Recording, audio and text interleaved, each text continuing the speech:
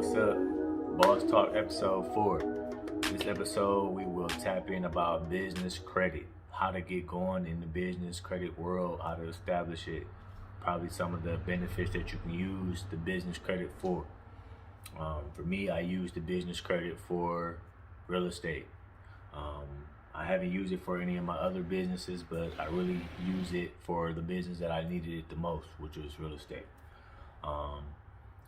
Went to the Bank of America. They asked me for my articles of organization, which I went through LegalZoom to set up my whole operation. They did everything, so I really didn't have to do nothing. For the people who don't go through LegalZoom and do it yourself, it's more of a tedious process, I believe. I never did it, so I don't know. But went through LegalZoom. They did everything. I got my articles of organization in the packet they sent. They gave me my tax ID number, so everything was pretty much right there. Once they gave me all that, I went to the bank. I think I went like a year later. I wasn't thinking about real estate when I first started it. So when I finally decided to jump into the real estate game, I'm like, man, I got a business, let me use it. Told them what I was trying to do. They asked me for my ID. They asked me for the articles of organization. And they asked me for the tax ID number, and then they asked me for like $100 to establish the business account. So I guess that's like one of their policies or whatever. They need some money in the checking account, the business checking account, to establish it. Okay, once we did that, she asked me, she asked me could she run my credit, my personal credit, because the business wasn't established long enough and didn't have any proof of income or anything like that. No tax history, so they had to, run my personal. So they did an inquiry. It came up as like a soft inquiry on my credit report, nothing too crazy. I already had my my housing situation together. I had my car situation together, so I really wasn't in need for any credit, my credit score or whatever. They can run it. I really didn't care. So anywho, they did that. Came back. Personal credit was good. Fire as always. I always keep that up. That's key for me in my world. Credit, I'm not co-signing nothing. I'm not helping nobody do nothing. Get your own credit. So don't mess with mine. Don't mess it up. Granddad taught me that. So anywho, fast forward, go to the Bank of America, downtown Pontiac, right around the corner actually. And then they hooked me up. $100 got me going. Ran the credit, came back good. She asked me what was I trying to do with the money. I told her, hey, I'm trying to get into real estate. I want to fix some houses up. I want to flip them. She asked me how much did I want. I told her I wanted 8, but I really wanted 5 the whole time. So once I told them the amount, they came back with their number, which was day 5. Cool, whatever. I wasn't tripping. It's my first go around. Free $5,000, like cool, get it in blood. That's how I was thinking. So anywho, got the credit card, $5,000 on there. The interest rates and stuff was straight, but really wasn't nothing that I was even looking into in detail. So when you do go to it and you know your numbers, I'm bad at math when it comes to percentages and all that, APR and all that. So I really didn't care. As long as I knew I had 5,000, cool. I'm gonna make it do what it do. I'll worry about it later once I get the house sold. So that's probably a different approach that you want to take, but I'm just telling you the whole step by step. So once I got approved or whatever, they gave me the 5,000 on the card. I took the 5,000 and I used it on like Home Depot stuff. 5,000, I used it all. Basically just like tools, stuff that we needed to get the stuff done at the house, materials, things of that nature. Bought the house for 1,000, as you know in the other videos. Put 5,000 from that card into it. I had 8,500 on my personal card. I maxed them all out, 13,500 right there between the two cards. I paid for the house 1,000 out of my pocket, so that's 14,500. Closing costs is like another 3-4. So I'm up to like 15,000 with both cards and coming out of pocket. So then I had to pay an additional 10,000 or so out of my own pocket, and my partners put some money in too. So that's a different story. Boom. So I got the money from them, used that to pretty much finance the crib, So once I did that, I was maxed all the way out. I had a steady income. I would advise you to have a steady income before getting any business credit or applying for any business credit.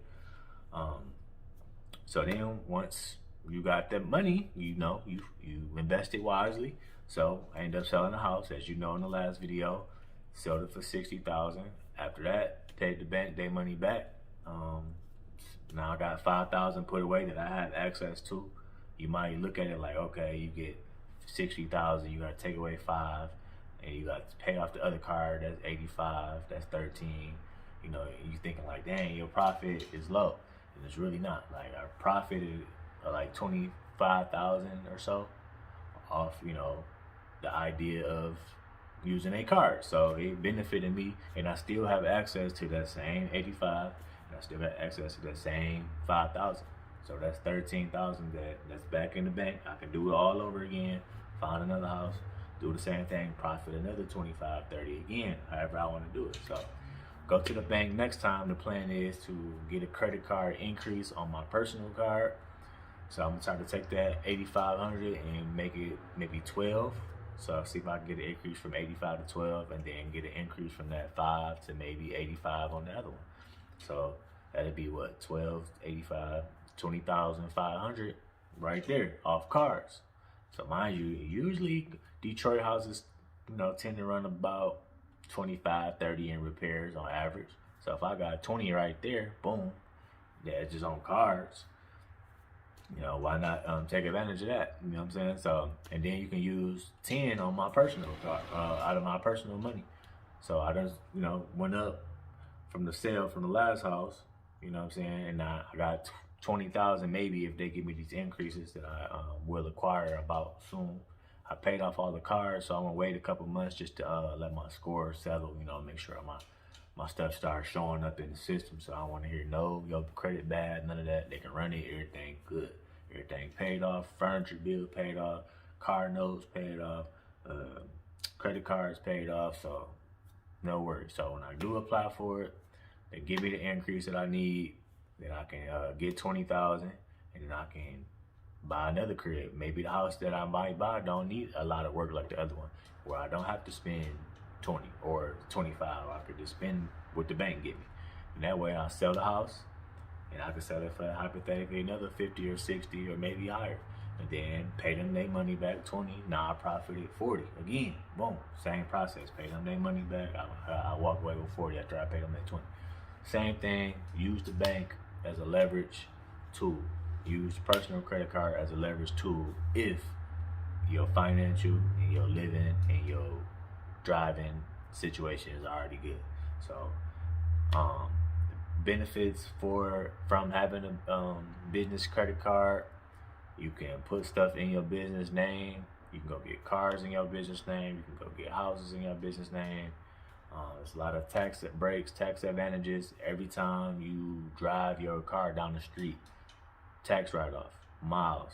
They got apps on your phone. You can keep track of your mileage driving. If you go out to eat with your girl, your home girlfriend, business meeting, keep your receipts. Don't give them away. File it when tax time come.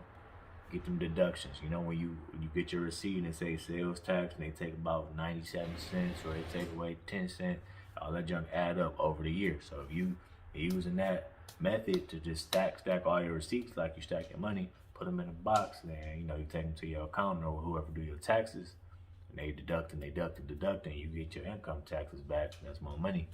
So you got to start thinking outside of the box. I'm probably making more a video more about, you know, your tax and keeping your receipts and all that stuff.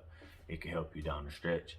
I got a whole bag full of my receipts for the year. That was one of my New Year's resolutions, and we'll see how it turns out during tax time coming up. But other than that, man, thanks for tuning in to Boss Talk. Man, I'm happy about this. Got more content. I'm just going off my experiences, stuff that worked for me. It might not necessarily work for you, but maybe this can plant a seed in your head and you can do your own research, or you pretty much, it might work for you. So try it. You never come up with that excuse saying that you don't know how to do such and such, or you never heard of none of this. We don't get taught this by our parents or in our schools. Fortunately, I went to a all boys Catholic school. They put me on game on a lot of this stuff. I went to college too. I got 2 degrees, got a master's, and I got my bachelor's or whatever. So I was fortunate enough to rub shoulders with some good people and some business-minded people, and I did my own research too, just to figure out like what are the loopholes. Because you see the wealthy people, they get a lot of tax breaks and tax write-offs, and that's because they know the game. They know how to find those loopholes. They know how to work the system because they made the system. So my job and what I'm trying to do is give back some of the gems that I know. Maybe I'm wrong on certain stuff. You can help me out. Maybe, we can go on, further dialogue in the comments below. But our overall goal is to keep coming up with content to help young people, millennials, no matter what race, no matter what color, whatever nationality, religion, be financially free. So tap in, bosstalk.com, boss-talk.com, get some merch. You can get my book, Power Moves Only. That's available on the website for download as well for $25. That's a step-by-step on how to buy land or houses from the Detroit Land Bank. That's buildingdetroit.org for $1,000. That's what the auction starts off at. Other than that, tapping in. Thanks. Suave, I'm out. Episode 4 in the books. Be on the lookout for episode 5. Check out the website again. Add us on IG, boss1talk. Again, that's boss, BOSS, 1 talk. And then other than that, check out the site, man. So appreciate you guys for tapping in once again. Subscribe, like, share it. Give me some comments below. Give me all the feedback so we can keep this thing going. Appreciate it.